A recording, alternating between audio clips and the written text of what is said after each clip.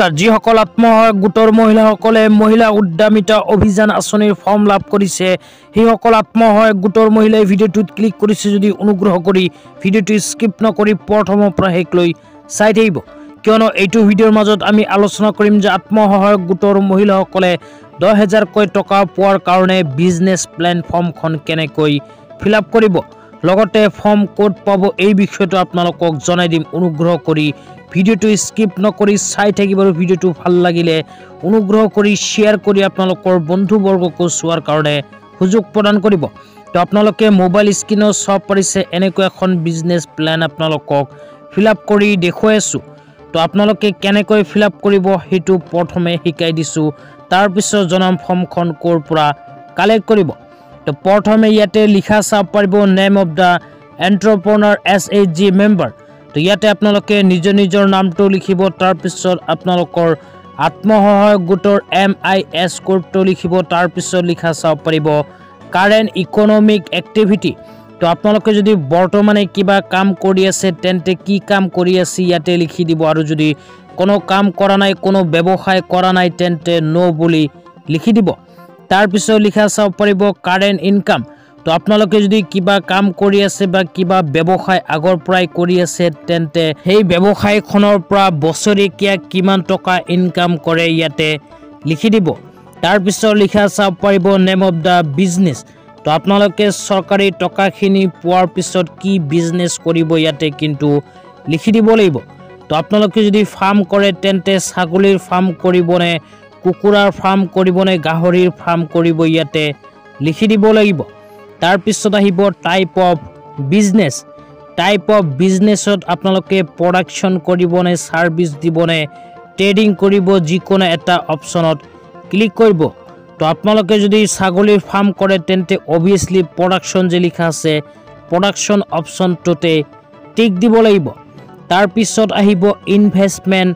plan আপোনালোকে যে টকা ইনভেস্ট কৰিব সেই ইনভেষ্টমেন্ট প্লানটো কিন্তু ইয়াতে বনাব লাগিব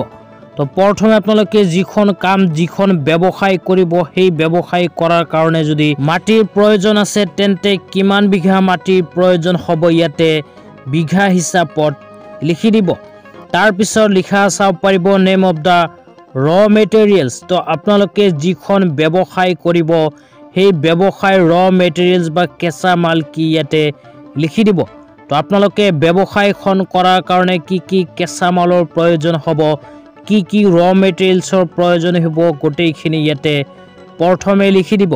তাৰ পিছত লিখা চাব পাৰিব ইউনিট প্ৰাইস তো ইয়াতে আপোনালোকে যিবোৰ ৰ মেটেৰিয়েলছ ব্যৱহাৰ কৰিব সেইবোৰ ৰ মেটেৰিয়েলছৰ পাৰ ইউনিট কিমান টকা প্ৰাইস হয় কিমান টকা দাম হয় ইয়াতে লিখি দিব তাৰ পিছত লিখা চাব পাৰিব ইউনিট ৰিকোয়াৰ্ড তো ইয়াতে আপোনালোকে ব্যৱসায়খন কৰাৰ কাৰণে কিমান ইউনিট ৰ মেটেৰিয়েলছৰ প্ৰয়োজন হ'ব কিমানটা কেঁচা মালৰ প্ৰয়োজন হ'ব ইয়াতে কিন্তু লিখিব লাগিব তাৰ পিছত ৰাইট সাইডে লিখা চাব পাৰিব টোটেল কষ্ট তো আপোনালোকে যিবোৰ ৰ মেটেৰিয়েলছ কিনিব সেই ৰ মেটেৰিয়েলছবোৰ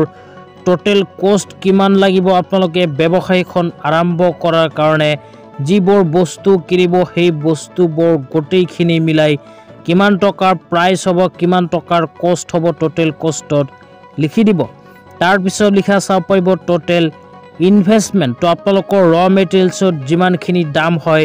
সেই হিসাব কৰি টোটেল কিমান টকা ইনভেস্ট হ'ব ব্যৱসায়খনত ইয়াতে লিখি দিব তাৰ পিছত লিখা চাব পাৰিব ফান্ড ডিটেইলছ তো ফান্ড ডিটেইলছত প্ৰথমে লিখা চাব পাৰিব ফান্ড ফ্ৰম MMUA 10000 তো প্ৰথমে আপোনালোকে মুখ্যমন্ত্ৰী মহিলা উদ্যমী অভিযান আঁচনিৰ অধীনত চৰকাৰৰ পৰা 10000 টকা লাভ কৰিব আৰু ব্যৱসায়খন আৰম্ভ কৰাৰ কাৰণে সেই 10000 টকাৰ উপৰিও আপোনালোকে নিজাববীয়াকৈ কিমান টকা প্ৰদান কৰিব হেতু কিন্তু সেলফ কন্ট্ৰিবিউশন যে লিখা আছে এইটো ঘৰত লিখি দিব লাগিব তো চৰকাৰৰ 10000 টকাৰ লগত আপোনালোকে কিমান টকা যোগ কৰিব সেলফ কন্ট্ৰিবিউশনৰ ঘৰত লিখি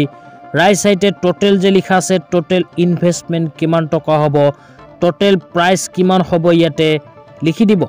তাৰ পিছত আহিব মাৰ্কেটিং এণ্ড সেলস প্ৰাইস তো মাৰ্কেটিং এণ্ড সেলস প্ৰাইসত প্ৰথমে লিখা চাব পাৰিব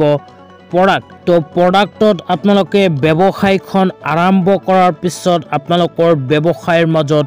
কি প্ৰডাক্টৰ উৎপাদন হ'ব সেয়া কিন্তু লিখি দিব লাগিব তো আপোনালোকে যদি ফাৰ্ম কৰে তেন্তে কিহৰ ফাৰ্ম কৰিব